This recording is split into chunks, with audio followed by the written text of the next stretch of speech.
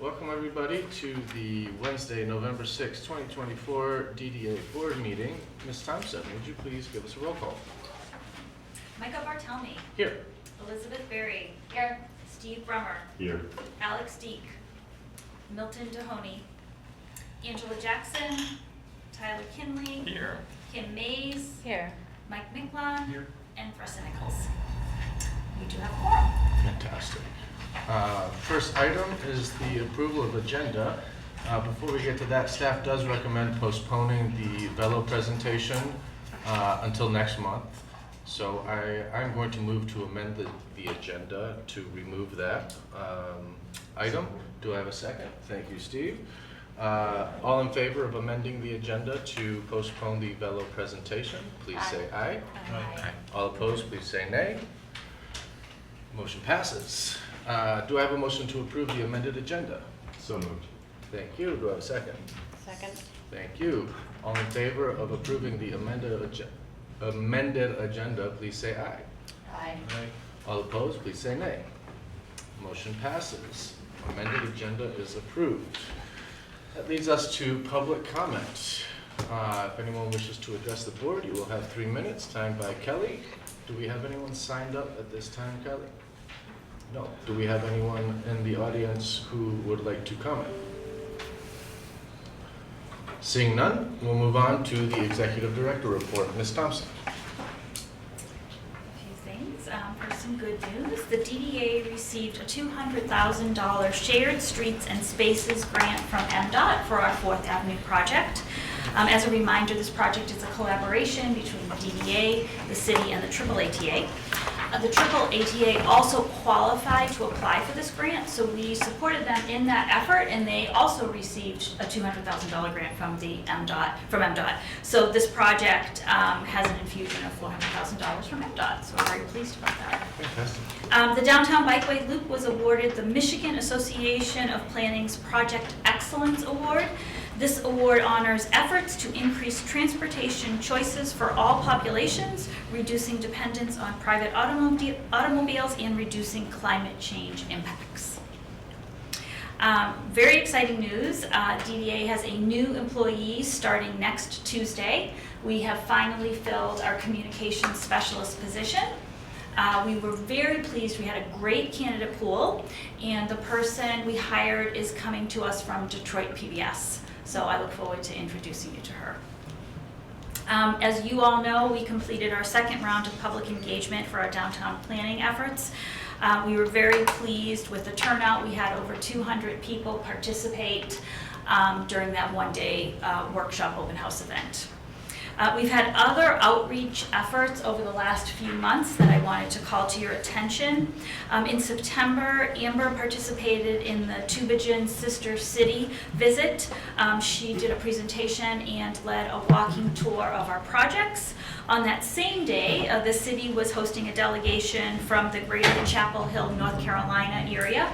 I presented to that group, and they had asked me to talk about how our infrastructure investments support downtown vitality.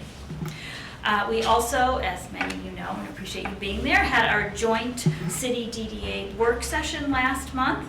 That same week, Amber participated in the Transportation Commission meeting presenting on our circulation study. Next week, Jada will be at Planning Commission to talk about our curbside management study. And finally, on the outreach front, tomorrow I will be presenting at the Michigan Downtown Associations Conference. They're holding their annual conference here this year. They'll be at the Graduate Hotel, and they have asked me to talk about our People-Friendly Streets projects. And just a reminder, the November 20th board work session is a board training session. We have Parallel Solutions coming to lead a session on the board's governance roles and responsibilities. So I hope you all can make that session. And that's all I have. Thank you. Thank you, Laura. And congratulations to the team and everyone working on those awesome grants and the award. And we look forward to welcoming the new team member. That takes us to DDA member communications. Do we have any board members with any communications to share? I just have one item, just a reminder or informing you, if you haven't heard it, we're planning for a closing event for the bicentennial year.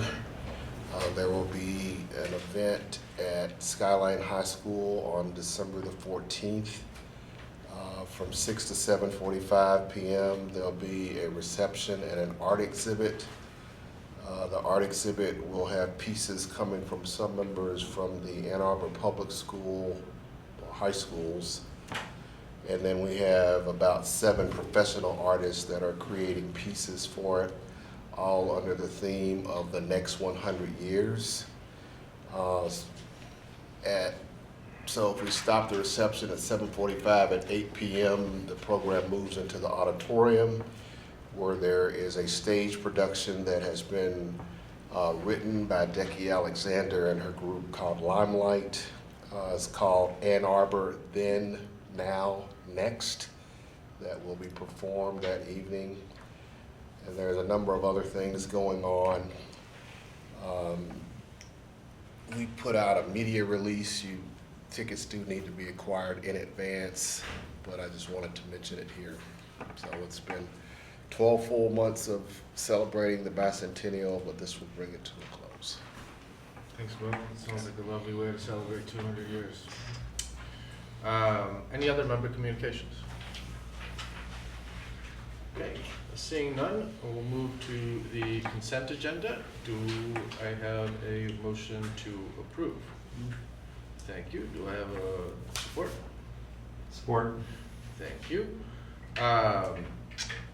This is time for discussion, so we have 2 items on the agenda.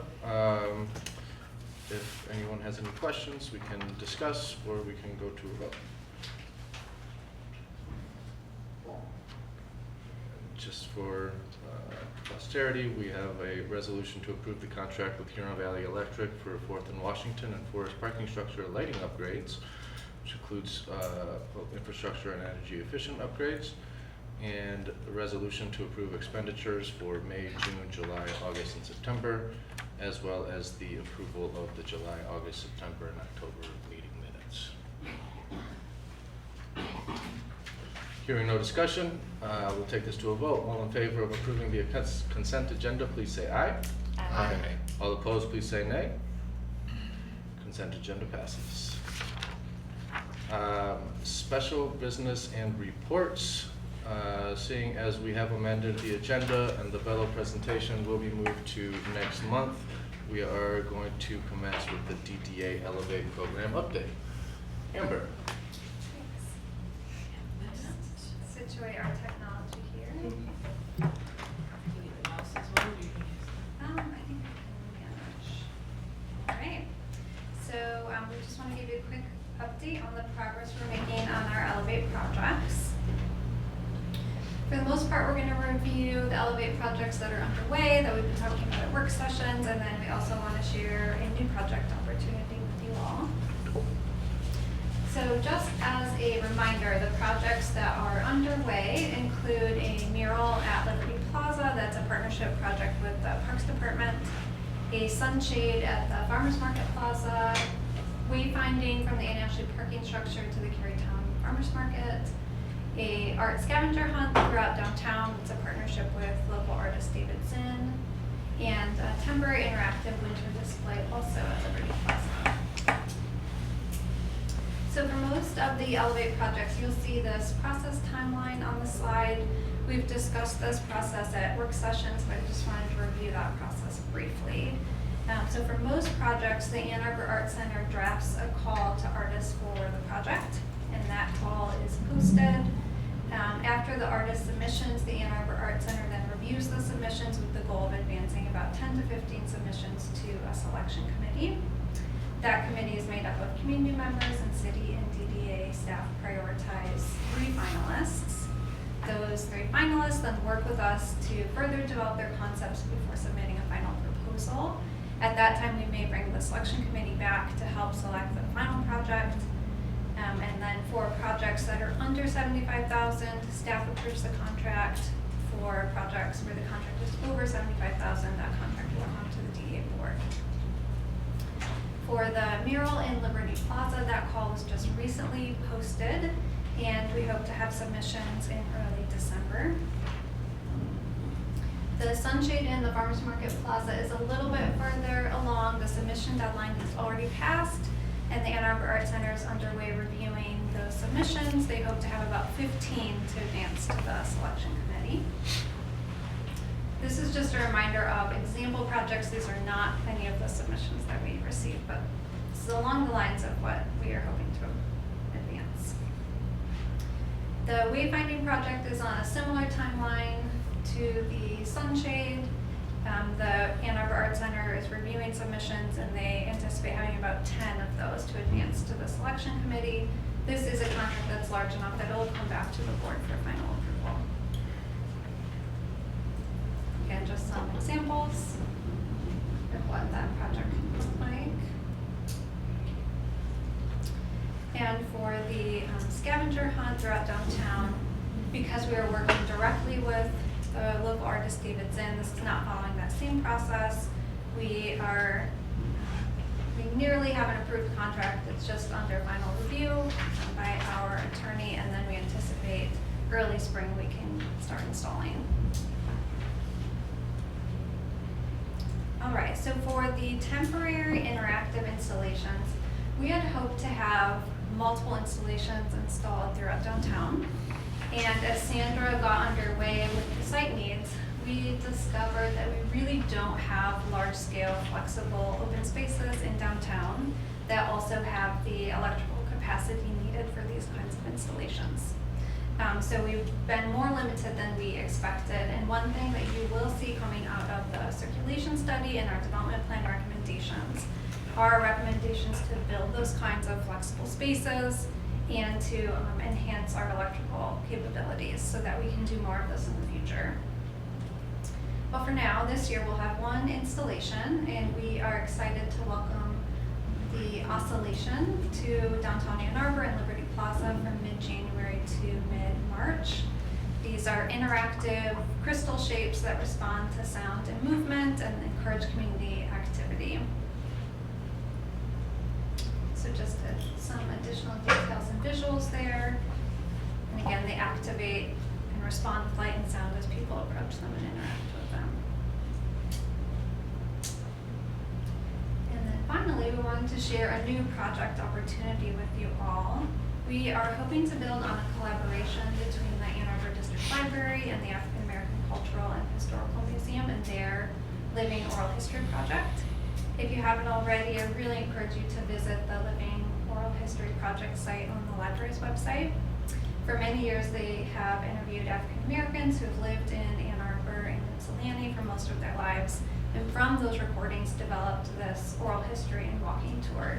And you can see the walking tour map for Ann Arbor on the screen here. And as you can see from this map, Ann Street was the historic Black business district in downtown Ann Arbor, so that's number 1 on this walking tour map. And we would like to focus on Ann Street and install murals of Black business owners and community leaders that are featured in this oral history. One example of a similar project is Women's Way in Grand Rapids. Through art, they aspire to elevate the historical narratives and exceptional local leaders in Grand Rapids. And we have support and partnership from the city administrator to start with city-owned facilities. We are still reaching out to other partners, including the county. And on this slide, you can see kind of the view of Ann Street looking west from 4th Avenue. And we've highlighted the Ann Ashley parking structure, the county courthouse, and the county parking structure here. And then this is the view on Ann Street looking east. You can see the city Ann Arbor Fire Station, City Hall, kind of that northwest facade, and then the mezzanine just beyond the parking lot. So this project is still developing. We don't have a timeline at this stage, but we'll continue to bring you updates. That concludes the update for the program. Any questions? On the sunshade, is the contract for the artist, is that intended to include installation engineering or all of that, or is it just the actual shade? It includes installation, and we are working with the consultants that designed this plaza, Smith Group, and their structural engineer will be evaluating kind of the structural load and helping the artist through that final phase to make sure it's feasible. Great. Thank you. Thank you. I've got one question. Sure. Are you all talking to the fire chief, or am I supposed to be doing that? I'm sorry, I missed that. The fire chief. Oh, I can do that. I have. I mean, it's the building he's in, Yes, and I have not mentioned it. I will. Okay. All right, good. All right, thank you. I have a quick question. Are we Sure. happy with the number of submissions we've gotten for the, okay, I was just curious. Yeah, we are happy with that. And we have some really promising submissions for those final 3. Awesome. Thanks, everybody. Thank you, Amber.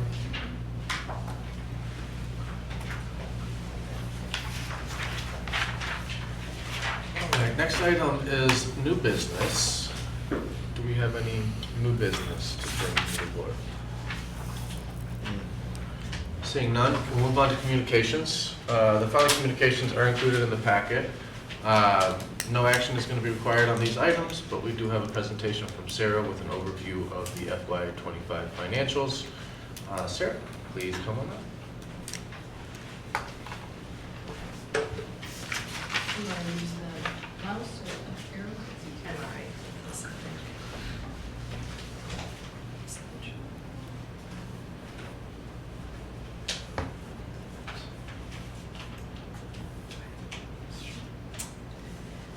First quarter financial report is in your packet. We'll kind of go through that. It should mostly look familiar. This is the same format that we've used for the last couple of quarters. This is the TIF system, so it represents both of the funds included in the TIF system, the Affordable Housing Fund and the TIF fund itself. Revenues are at 96% at the first quarter, and this is normal for us. Our TIF revenues come in early. The market rates are also up, so that affects that a little bit as well, but most of it is TIF revenue, obviously. We are at 8.7% at the end of the quarter against a $9 million budget. On the expenditure side, the number is very different, and that's fairly normal for us too. Our expenditures, because of the way that our budget year falls and our construction year falls, we tend to be low at this time of year as we're kind of finishing up and rolling into a new budget year. We also have project timing changes that affect us. The on-street accessible parking spaces required extra design work, which has slowed implementation. And the city engineer projects, there's 3 of those that have shifted a full season, and we kind of follow the city's timing on that. So that's Miller Avenue Bikeway Extension, the Ann Street project, and streetlight repairs. So our total expenditures at the end of the quarter are $607,000 versus the $13.3 million budget. The other thing that affects that is debt, and our debt payments tend to be made, we make a small one in the fall, which hasn't hit here at all yet, and then most of it comes in the spring. So again, normal for us that our expenditures are low this time of year. Assets and liabilities are fairly steady. We do have a little bit of an increase, a 23% increase in assets, which aligns with the slow expenditure line item. Liabilities are fairly steady, 257,000 versus 214. The budgeted ending balance is 7.1 million, which is 79% of regular revenue, and that does follow our fund balance policy. And remember that we are in a kind of major planning phase, and those dollars are committed through our long-term, long-range CIP. So again, not at all uncomfortable. When we set the fund balance policy, there was no maximum on the level of fund balance for these funds. Sir, can I ask a question? Yeah, sure. Was the increase in liabilities, was that forecasted? It's just timing. Timing, Yeah, it's just okay. timing of invoices more than anything else. Very good. Yeah, and some of those shift. Okay. Yeah. Thanks. Because we have a lot of construction, it's different year to year. Understood. Yeah. Thank you. In the parking system, the picture is a little different. Our revenues there come in steadily through the year. We don't really have any shifts from quarter to quarter. At 9:30, our actual was 7.6 million compared to $22.5 million budget, so we were up a little bit. Part of that is fees. Fees are up a bit. The other is, of course, market rates on investments again. We do, if this kind of trend continues, we'll probably come in a little over budget in revenues, about over 700,000 I'm anticipating. And we'll know more, of course, as we get to the second quarter. Expenditures, here too, because of the nature of our budget versus our construction season, we tend to be a little bit slow, and we are at about 16%. Debt does have a part to play in that as well. We'll also see those debt payments booked by spring. Total expenditures are 4.7 million versus the $29.2 million budget. Assets, same kind of story. We're up a little bit in assets because our expenditures are a little bit slow. Liabilities, again, it's just a timing thing. They're up at this quarter compared to what they were last quarter. The fund balance is budgeted to be 13.4 million, so 60% of budget, and that's in keeping also with our fund balance policy. Questions here? So this slide is something a little new.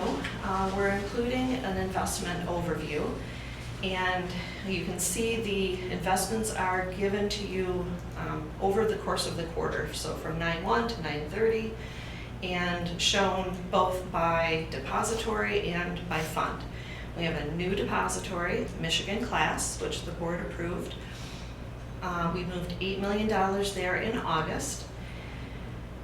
The comparable market, because that's a very liquid investment, the comparable market, money market portion in the Bank of Ann Arbor investment pool earned about 5% this quarter, and Michigan Class came in about 5.3, so we got a little gain there, which is nice. It's also, of course, a benefit, and just because of having a difference in from one, and not having everything in one place. The other thing to note is that Bank of Ann Arbor is providing a quarterly detail report, which is in your packet and will be in there every quarter going forward. It's another thing that we've kind of worked through and started to implement through having the investment policy. The other thing that I'll note is having that fund balance policy has been helpful in doing cash projections and allowed David and I to have, just a little bit, it's kind of clarified conversations about what we need and what we need to maintain in liquid and what we can invest more longer term.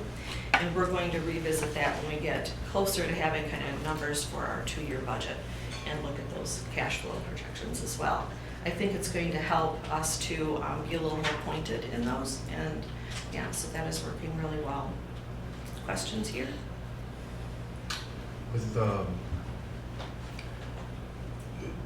Michigan Class, do we have a cap on what we have there in terms of balancing out? I think we do. Let me think about that. I would have to revisit that and get back to you on that.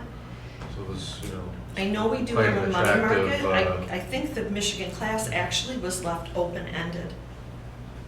So we can use that, which is helpful because it's easy to shift things through there without having to maintain. well, just looking at this, Yeah. it's 5 million potentially coming up to reinvest somewhere, and at 5.3% in a liquid account where you have, it's not a long term, so Right. that looks pretty attractive to me, and it's a very safe stable investment with It kind of those. does. David is, he is recommending going longer term, looking at markets, but he may be adjusting that after, after today. Yeah, So we'll revisit again. What we decided is that he would invest part of it long-term and half of it short-term for now, and then we'll revisit again soon. and all the short term is in the money market? No, not all. Okay. Oh, no, some of Okay. that is in CDs Yeah, and, okay. yeah, other types of investments. Okay.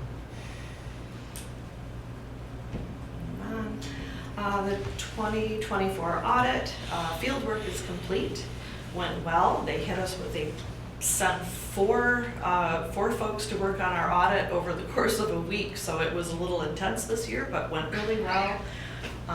The audit is under review right now, and of course, they're working on the city's audit as well, the same team plus. The anticipated audit report will come to the board this year in probably December, January again. And we are new for this year going to meet with a couple of staff members and a couple of board members to kind of go over that audit report before it comes to the board. So I think that's a good step, and the auditors agreed with that. The 26-27 budget work is beginning. The CIP work is ongoing now. Staff will start looking at budgets soon, and the board should expect a work session scheduled in February. Thank you, Sarah. Are there any questions for Sarah on the report? Lost my notes. Let me get that calculated. Thank you. Thanks again, Sarah. Very informative. Just to note, also, you do have staff reports included in your board packet, as well as some public correspondence for the board around street closures that was received by staff and passed on to the board. That is it for communications. That leads us to public comment. If anyone would wish to address the board, you have 3 minutes. Kelly will be keeping your time.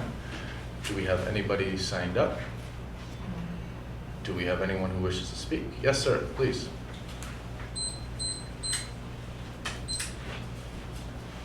My name is Joseph Arkier. I'm a longtime resident of downtown Ann Arbor. I own a historic building that's both commercial and residential. And in my humble opinion, I think probably one of the best things you have to remember is a strong residential presence in the downtown is almost essential for the long-term health. So in your planning process, don't forget the residents. They're here, they look at the downtown 24 hours a day, and that's safety and everything else. So please, in the planning process, sometimes you forget that there are residents and we need more. And as far as the DDA, you guys are doing a wonderful job. Thank you for all your good work. Thank you very much. Is there anybody else who would like to participate in public comment? Seeing none, do I have a motion to adjourn? Moved. Thank you. Support? Second. Thank you, Tyler. All in favor of adjournment, please say aye. Aye. All opposed, please say nay. We are adjourned.